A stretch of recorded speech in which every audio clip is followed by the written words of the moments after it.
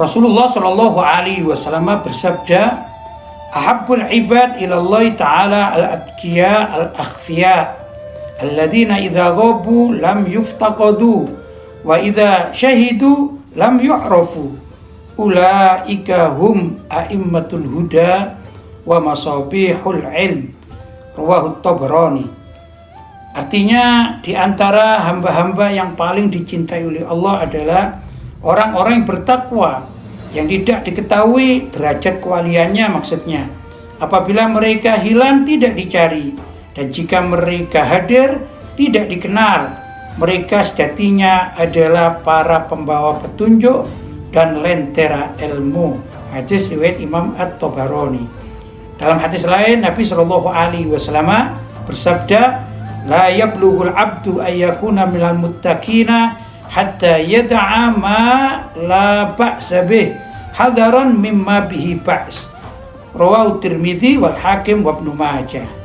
Tidaklah seorang hamba itu mencapai derajat takwa atau kewalian sehingga ia tinggalkan sebagian yang mubah karena khawatir terjatuh ke dalam perkara yang haram. Hadis riwayat Imam Tirmidzi, Al-Hakim dan Ibnu Majah. Para wali kekasih Allah itu seringkali meninggalkan perkara yang mubah.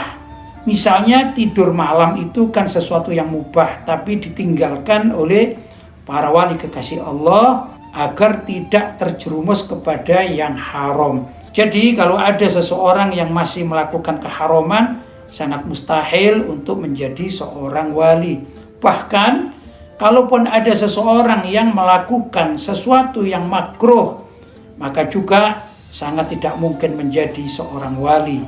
Karena makruh itu sendiri artinya yaitu asyai'ul ladzi karihahu syari', yaitu sesuatu yang dibenci oleh asyari'. Asyari' yaitu yang memberikan atau menurunkan syariat, yaitu Allah dan Rasulullah Shallallahu Alaihi Wasallam.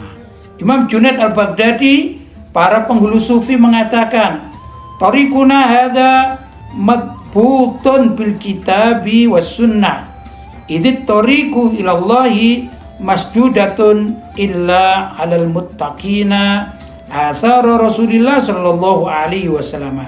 Artinya, jalan kami ini yaitu tasawuf dan kewalian diikat oleh Al-Quran dan Sunnah, maksudnya hadis Nabi Shallallahu Alaihi Wasallam, karena sesungguhnya setiap jalan menuju Allah itu tertutup kecuali bagi mereka yang berpegang teguh dengan apa yang digariskan oleh Rasulullah Shallallahu Alaihi Wasallam. Ini perkataan Imam Badruddin Az-Zarkashi.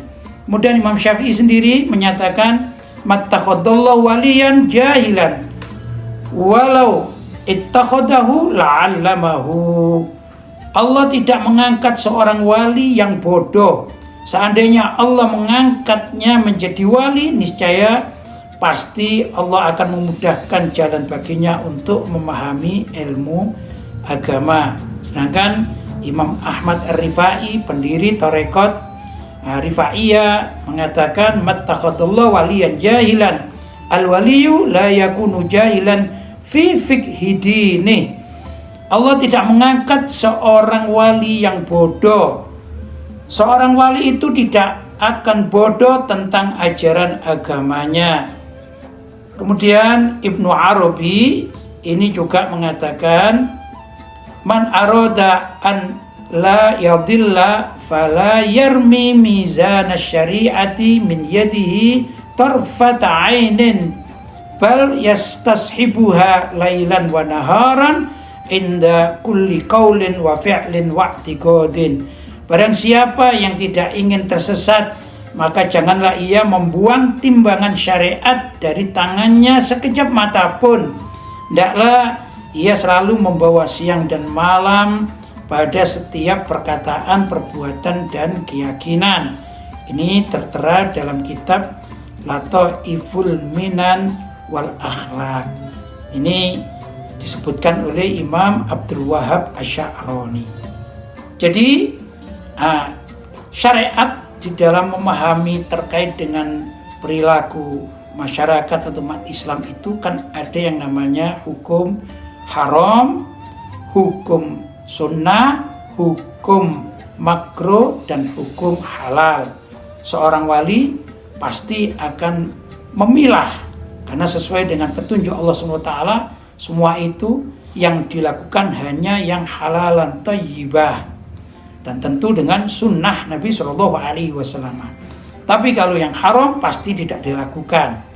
Bahkan juga yang makruh, ini karena al-makruh sendiri kan dari kalimat kariha, al-kurhu itu benci. Kalau al-makruh artinya dibenci. Dibenci oleh siapa? Tentu dibenci oleh Allah dan Rasulnya. Karena orang yang melakukan sesuatu yang dibenci oleh Allah dan Rasulnya tidak mungkin menjadi seorang wali kekasih Allah. Dalam satu kaidah dikatakan, laisa kullu muharramin warada tahrimuhu bi ayatin minal Qur'an bal wala hatta bi haditsin minas sunnah al-mutahhara.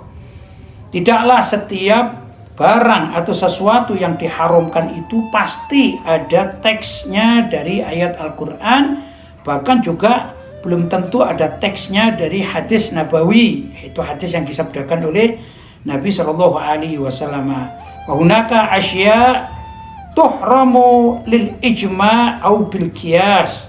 Di sana juga ada perkara-perkara yang diharamkan itu karena ijma' para ulama atau bahkan dengan pengkiasan, au li mukhalafati maqasidis syariah al-'amah, atau diharamkan karena menentang maksud-maksud syariat secara umum.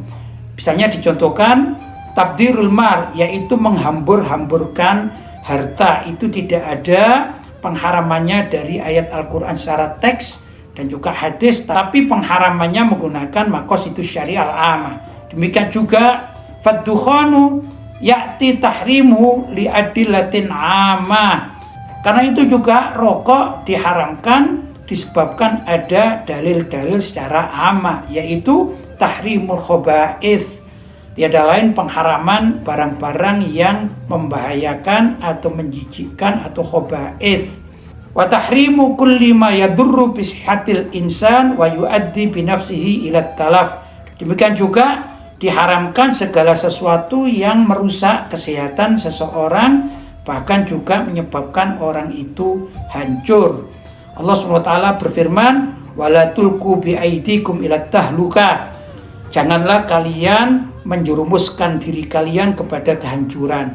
Jadi begitulah para ulama yang mengatakan bahwa rokok hukumnya haram, minimal adalah makruh, dan haram itu pasti menentang syariat, sedangkan makruh adalah sesuatu yang dibenci oleh syariat. Nah, ini berdasarkan dengan pengkiasan-pengkiasan dan juga pendapat para ulama mayoritas. Semoga kita terhindar dari sesuatu yang diharamkan oleh Allah, bahkan dimakruhkan, apalagi kalau kita ingin menjadi seorang wali kekasih Allah yang tidak mungkin dicapai dengan sesuatu yang diharamkan oleh Allah, bahkan dicapai dengan sesuatu yang dimakruhkan dalam syariat. Semoga bermanfaat.